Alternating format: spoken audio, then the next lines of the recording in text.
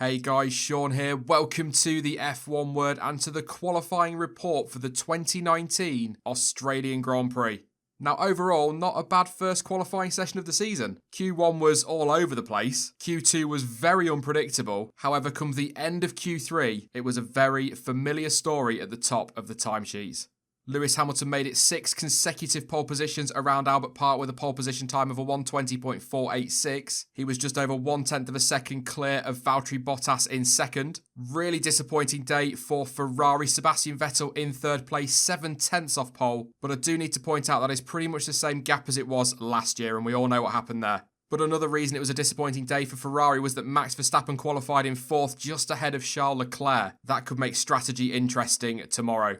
For the second year in a row, Haas locked out the 4th row of the grid with Romain Grosjean 6th and Kevin Magnussen in 7th. But what a performance from Lando Norris. I'll talk about him a little bit later on, but 8th place on his debut. Kimi Raikkonen was 9th for Alfa Romeo. I think we'll be a little bit disappointed with that one. And Sergio Perez rounds out the top 10 for Racing Point.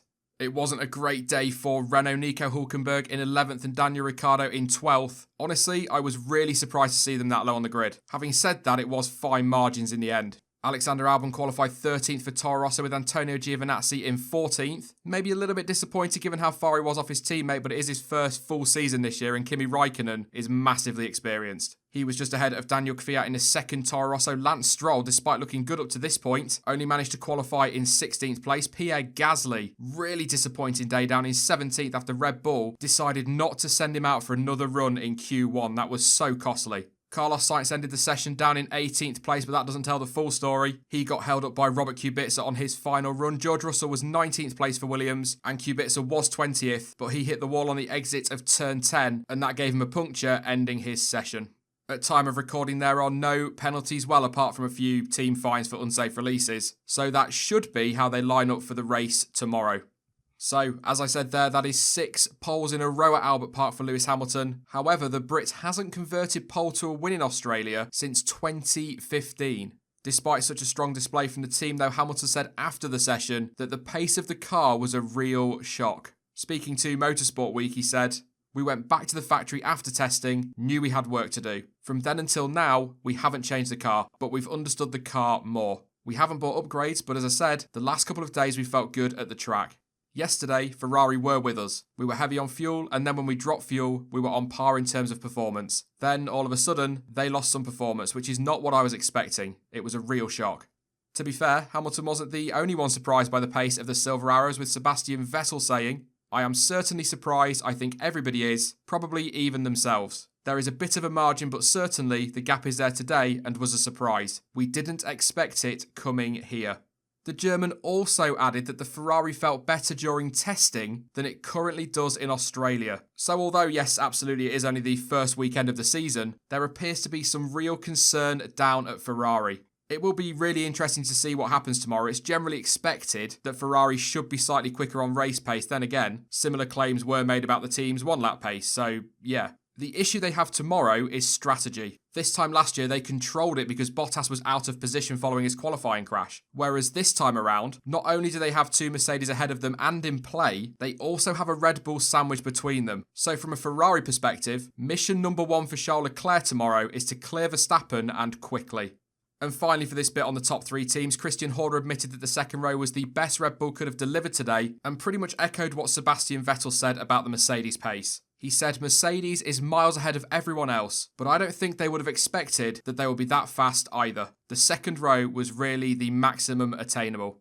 I will quickly add whilst I'm sort of on Red Bull, Helmut Marko was not a happy man after the session, stating that Pierre Gasly deserves an apology from the team after what he described as, quote, "a stupid mistake from our strategy people." Hopefully, fingers crossed, we'll get to see the Frenchman come back through the field tomorrow. It is tough to overtake around Albert Park though, so he's got a lot of work to do.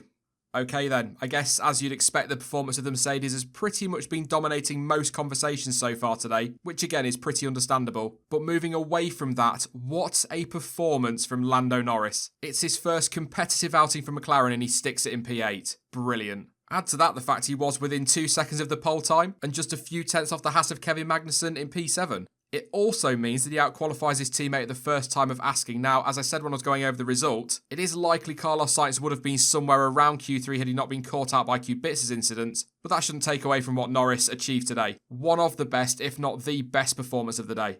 And speaking after qualifying finished, obviously, the rookie was feeling positive and says that he doesn't believe this is a one-off from McLaren. It's massive to see that it is possible to do it, and in some ways we've moved forward from last year. Not that much, but I feel I've maximised it as much as possible, and we still need to do a lot of work to maintain these Q3s. Today isn't a one-off. As I've already said, fantastic start to the weekend for him, but there are other drivers who deserve a mention. Both the Haas boys delivered on the pace they teased during testing. Sergio Perez, for me at least, was a big surprise given how far off the pace that Racing Point looked, and Alexander Albon managed to outqualify teammate Daniel Kvyat on his debut. Some really good performances today. So Charles Leclerc was my weekend one to watch, but what about my one to watch for tomorrow's race? Well, as boring and as obvious as this might seem, I'm going to go with Pierre Gasly. Yes, of course, the likes of Norris, Perez, Raikkonen and co are all worth keeping an eye on. But at the end of the day, that Red Bull is a faster car out of position, and so, as I touched on earlier, we should see some action as he tries to fight his way back through the field. I'm not so sure we're looking at top 6 because we don't tend to see an awful lot of overtaking around Albert Park, but I think points are definitely up for grabs. And in all honesty, from right down the back end of the grid, that wouldn't be a bad return. That is it then for this video, and in the comments section down below, let me know any of your thoughts on today's qualifying session. But also, who do you think will take the win tomorrow? What does your podium look like? And which driver are you keeping an eye on?